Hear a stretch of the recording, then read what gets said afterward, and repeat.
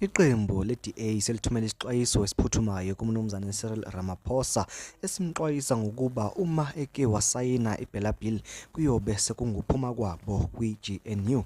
Angiqale ngobingelele ngwamukele le channel emaswiti mina production obingelelayo ngixolisa umfana kaDlomo ngaphansi le enkandla. Uma ngabe ke uyaqala ukufika ngicela ukuthi ngenze isiqiniseko sokuthi ucofa subscribe. Mawuqeda kwale video ushaye like bese ke uyakhomenta kulolu daba namhlanje. Ngenza kwethu indaba engenayo njengamanje lishona nje ilanga mhla ka-11 September 2024.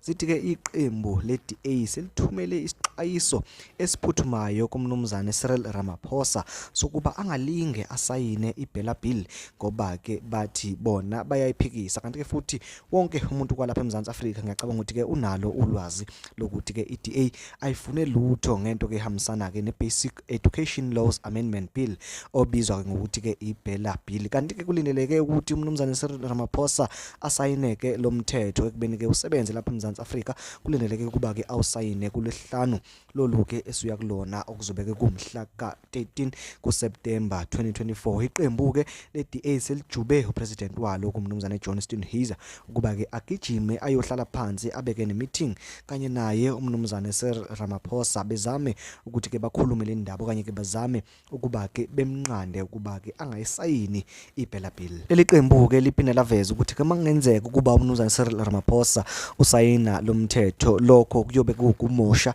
ubudlelwano kanye ke isivumelwano abanaso bona kwi-GNU. Uthi ke futhi kuyokwenza ukuthi kungabikho ukuthembana ngaphakathi kwayo i-GNU. Babeke sebemxayisa ngokuthi make eke wayisayina nje bazobeke sebelaxaza phansi leyo GNU. Ibeke isithi ke bazofaka isicelo sokuba ke lolu daba lweBela Bill ke liyoqalwa liyokhulunywa eParliament ukuze isinqumo esizophuma sibe fair kuzo zonke inhlangothi ezikhona kulohulumeni ubambiswana obizwa ngokuthi ke i-GNU. Asazi ke nokho nokuba uMnumzane Cyril Ramaphosa uzosayina na lo mthetho njengoba ke inhlangothi zombili ziphikisana kangaka.